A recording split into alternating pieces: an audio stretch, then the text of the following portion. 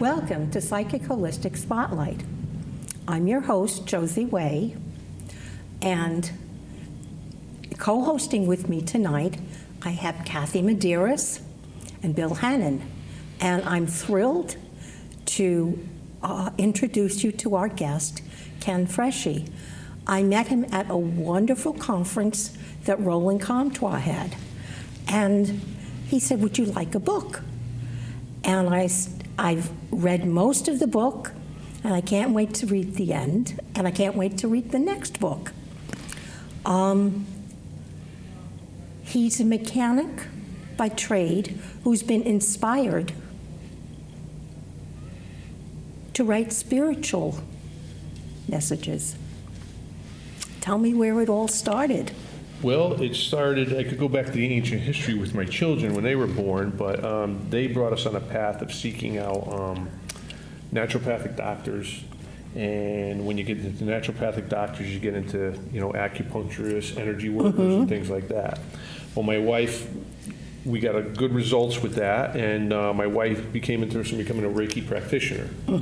So I went to one of her first classes as I call it the experimental rat. I was laying on the table, and she's doing whatever she's doing, and I wasn't into this stuff yet. I had no idea what it was all about. And the teacher running the class asked if I wanted to be open up to receive messages. I'm saying, yeah, okay, whatever, do what you got to do, and that was that. And then fast forward another couple of years, I started receiving very vivid messages, vivid sentences that would wake me up, and I would just be compelled to write. And I would write, and when I started thinking about what I was writing, I would stop, and then I would read these messages, and it's like, this is coming from somewhere else, something else. And I'd have visions, and I have visions of friends of mine had asked me if I could get this, that, or the other thing, and a woman we knew was an energy worker. She had me go to her house, and I came up with relatives that I never knew of hers that had passed and things like that. So that's where it started, and it's been going nonstop since. Yeah, because a lot of your entries were written down at set times, and they've evolved. Well, I set up the book with the dates, basically to help me figure out what was going on in my life at the time. Because most of these messages, although, they resonate with a lot of people, they're for me. There's things I have to master, and by all means, I haven't mastered what's in here yet. I'm still working on it. They're the questions we all have, like, what is my purpose? Why am I here? What's the point of this life? Is it just a simple thing? You're born, you live, you die? There's a lot more to life than what we see in our physical existence. Yeah. Well, one of the, go ahead, Kathy.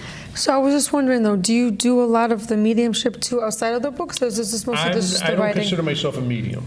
I do Akashic record reading now. I do spiritual counseling, but I basically just receive these messages. If that's a form of mediumship, then so be it. But I'm not a medium where I'm going to sit with you and bring in your relatives that have passed and they have this message for you and things like that, although at times that has occurred. That happens. This isn't something I sought. This came to me, and I really think when you stop seeking something like a purpose, it's going to present itself to you. And I was not looking to write books. But yet here you are, Here we are. Right. Well, it's interesting. You mentioned that you were in the Reiki class, and part of the attunement process is opening the chakras. But I wasn't the one learning Reiki. That's right. But what was happening is, as they were practicing on opening your crown chakra and your third eye and your speaking chakra, your throat chakra, that's part of the attunement process that they were practicing. Yeah. And somebody got the idea, somebody got the message, ask them if you want to receive messages. Right. That was opening the crown chakra, so the information will come down into you and manifest through you, so you could express it. Right. That's very interesting how things Well, like this it's funny, just 'cause happen. after that, a friend of ours, this woman, Effie, who does energy work, she wanted me going to her house to meditate. And I said, listen, this isn't what I do, but, so I go there and I sit there, and meditation for me is quite difficult. I mean, I don't meditate to get these messages. They Right. just come. I'm walking, Right. I'm cutting the grass, I'm doing whatever Sure. I'm doing, they just come. But in her presence, I started getting these visions of people. I got visions of a goddaughter of hers that had passed away, a godson that had passed away. I got visions of her father and people I didn't even know. So, I mean, once you're open to it, I mean, I think that channel remains open. Now, when you do Akashic records, do you hear messages or see them? What I do, it's almost like my tool to open my mind is writing. So if someone asks me a question while they're in their Akashic records, I just start writing, and whatever comes out, comes out. It's like a tarot card reader uses a card. It's a tool. Okay, but that just keeps my mind open, because if I was to sit there like not doing anything, you're going to start, you're panicking because nothing's coming through, or your mind starts getting in the way. So I occupy my mind with writing, and then it's And it's pretty interesting what comes out in the writing. It's interesting also watching you go through, you start to write with your left hand. Yeah, I'm left-handed. Yeah, Yeah, I can't even wave goodbye with my right hand. Yeah. So that's and it's just interesting that the right hemisphere of the brain has to do with not so much structural trains of thought, but actually conceptual trains of thought, and that's why it's interesting that you seem to be balanced on that side of the hemisphere predominantly more than the other side. And this is a lot of people that are gifted along this way are left-handed. But it also works with people who are mechanically gifted, because figuring out how things work. For instance, I remember tests where they would show these figures all opened up like a box or other things, and you had to circle what it was going to look like all put together. And only a small percentage of people can do that. I see. And the same is true with mechanical things, figuring out how they work without instructions. Well, that's the big thing. Was one of the points he made. That might be a little ego, but I pride myself in not reading instructions. Yeah, My same thing here. is, if you have to read instructions, you're doing something you shouldn't be doing in the first place. But that's not entirely true. I but know. That's the way I look at it. But, the proof's in the pudding, how many pieces you have left over when you finish the project. Exactly.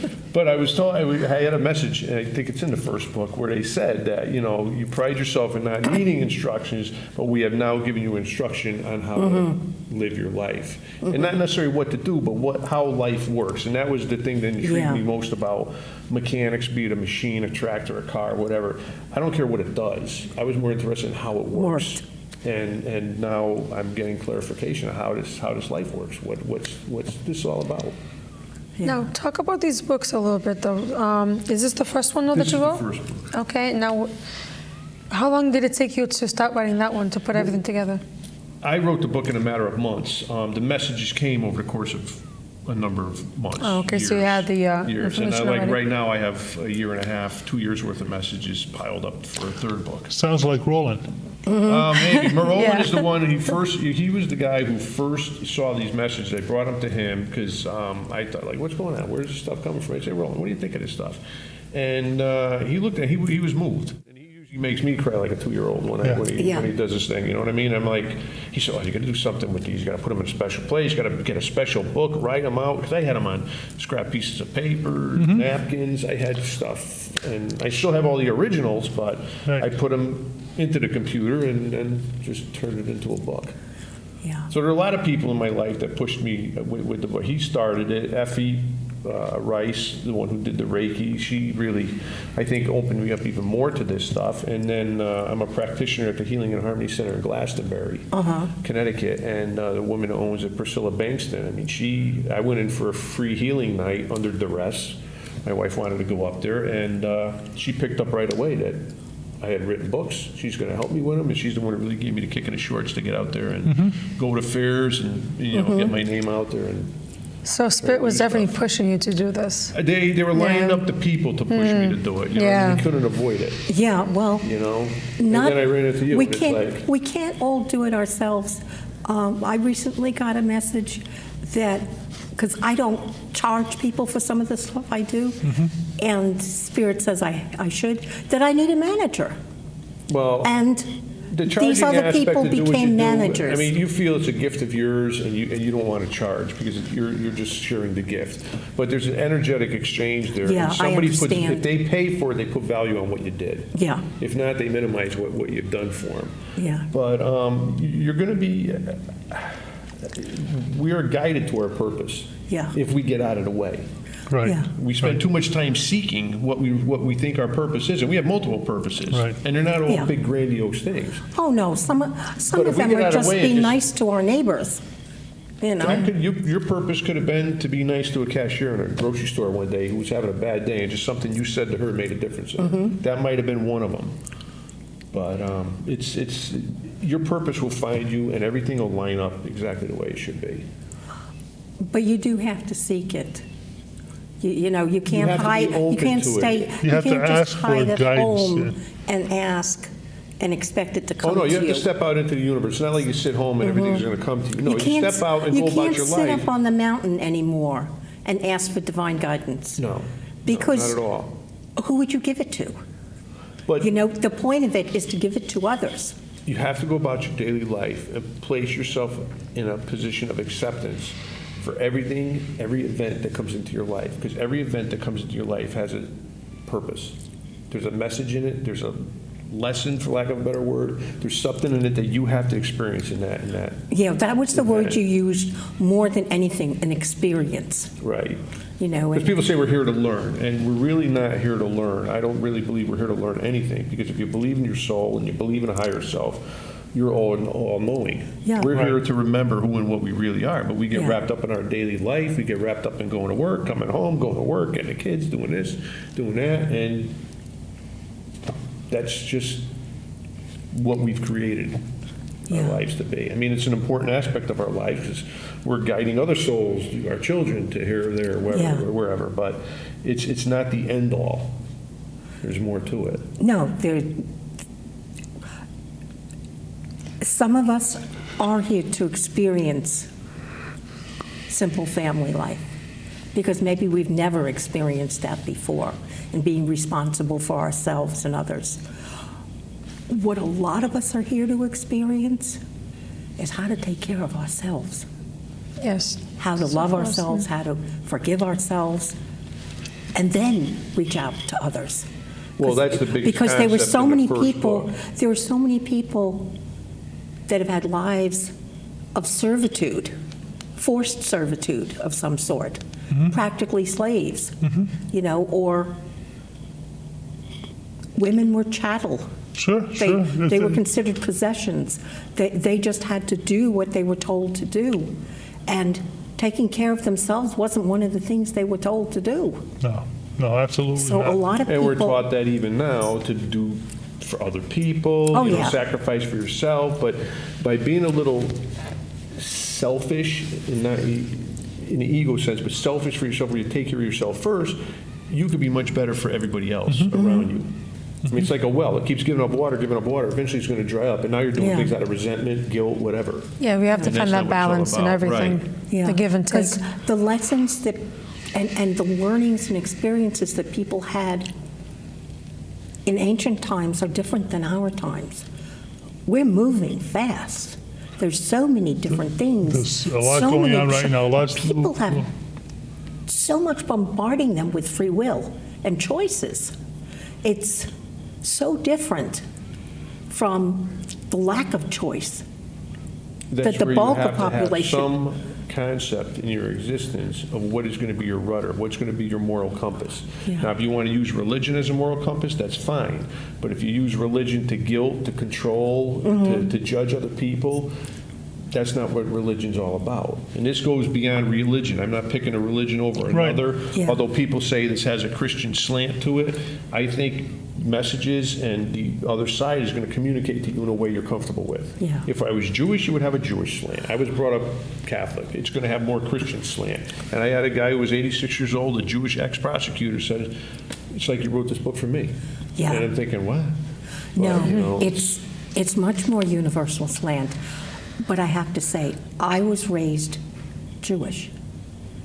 And as I expanded, I don't think I left my religion. I expanded and embraced many more religions.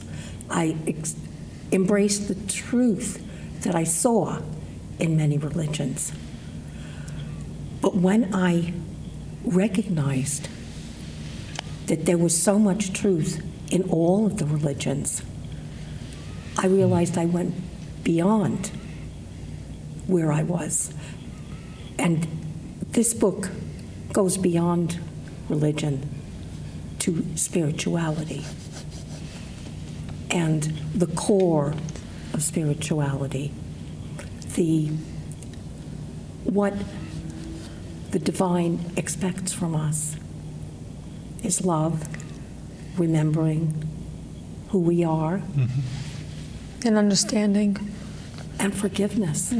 Well, you're not going to have, unless you can unconditionally forgive, you're never going to be able to unconditionally love. Yeah. So those two are one and the same. Yeah, And it starts with yourself. Because if you find fault in yourself, every time you wake up in the morning, you find fault in yourself. When you look in the mirror, you're going to find fault with everybody around you.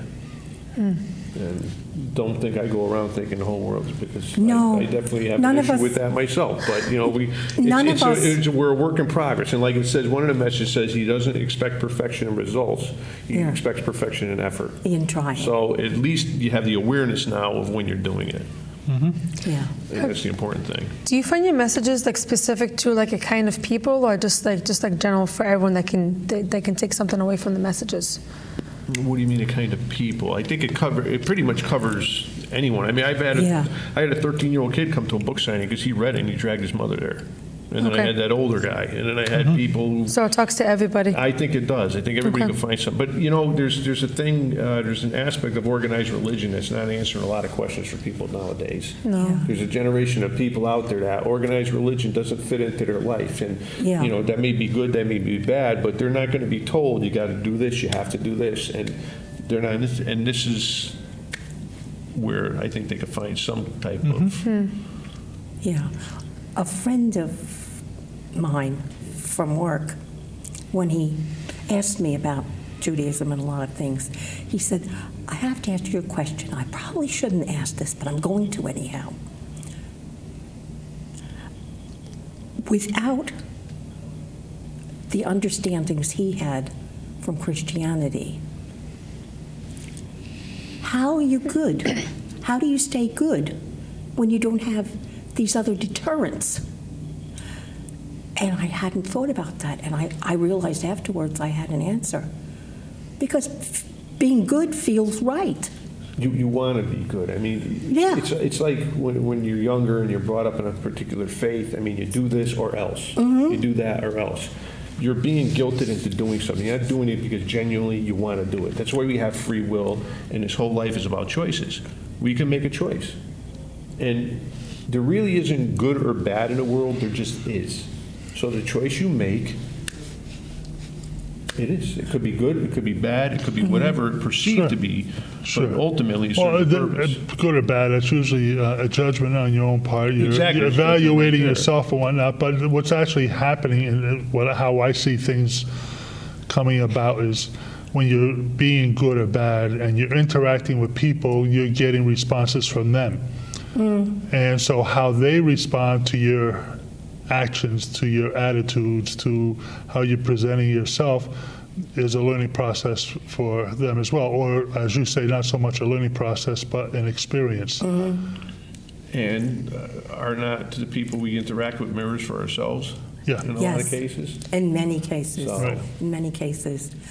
I'm taking a class in advanced angel messenger work. And one of the things we're doing is a 40-day journey. And the crux of that journey is to ask yourself the question, what would love do? And what would fear do? To differentiate between the two so that you are walking maybe not the easier path, but so that you're walking the kinder, more loving, divine path that you're meant to walk. Well, exactly, because I mean, most of your decisions that we have made, probably up until this point, or maybe even continue, are based in fear. If I don't do this, this is going to happen. If I don't do that, that's going to happen. We have to look at go beyond our physical existence and look at our spiritual side. Yeah.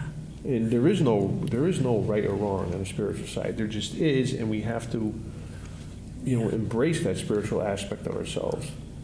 Well, you've embraced it because you've put what you've experienced down on paper for the public to read. And that is taking such a challenge compared to me doing this show. I've had to face the fear of what will people think of me doing Oh, yeah, well, a spiritual show. I've been down that road. I still wear a lot of masks, but that's. But that's taking a major step And and misspoke following when the I said- guidance. Right, but I also misspoke when I said you don't have to do anything. Right. Because everybody here we're all here perfect for the experience we came here to have. And we have to look at that other person that might be pushing on buttons, that Yeah. they're perfect for the experience they had. And I had read something at one point, and I felt there was truth to it. And there was a person who was a hopeless alcoholic that hung out on the doorstep of a successful attorney. And that successful attorney always gave a little something to that hopeless alcoholic. When he crossed over, he found out that that hopeless alcoholic was a good spirit that was there to set an Give him the example for him. opportunity so you To- really don't know everybody's Because story. Exactly. sometimes we learn through contrast, and sometimes we learn through mirroring. Yep. We see someone behaving in a way we don't want to behave. That's To where. remind us. So Yeah, what- exactly. That's where the judgment and discernment comes in. You can discern whether that person's good to have in your life or not, but we have to try to avoid judging his actions as to whether or not that person's good or bad because of what he's doing. Which, that's a tough one. Yeah. It's a tough one at times. It's I go by if it drains my energy or if it's okay. If I haven't learned how to deal with it well and it drains my energy, I limit my time with people like that. Right, I mean, you've all been in an experience where you've walked into a room, where you've been in a room, Oh. somebody walks in and it's like, they just brighten the room. Yeah. Some people walk in, it's like, ugh. They just lower the energy, yeah. And that doesn't make that person a bad person, it's just they're No. not resonating with you, and then that's, Yeah. So I've learned to limit myself. Right. I mean, Set boundaries. yeah, well, I mean, we all have a different vibration. We all have a different electrical field. Yeah. We all come into contact with each other, feet away from each other. And that's when we sense whether or not we feel infinity to the person or, I just don't have anything to do with this person. It's not that it's personal. It's not that it's a judgment. It's just an awareness on your part that your energies don't mesh. And if you keep that in mind, therefore, when you run into a situation like that, you don't have to judge that person for, being a negative person, or whatever the case may be in your mind. Yeah. It's just, sometimes you just feel an affinity to somebody just Yeah. by being in their presence, because your energy field is interacting positively. And it doesn't mean that the other person's negative or positive. It's just that that's how your energy field is interacting with that person's Yeah. energy field. Yeah, I'm thinking about, there's a person who believes very differently than I do in their religion, and they believe very strongly. And another person who also believed very strongly. And I felt a strong affinity to the one because spiritually she was very similar. And the other one, I don't feel a very strong affinity to because she comes from a lot of fear.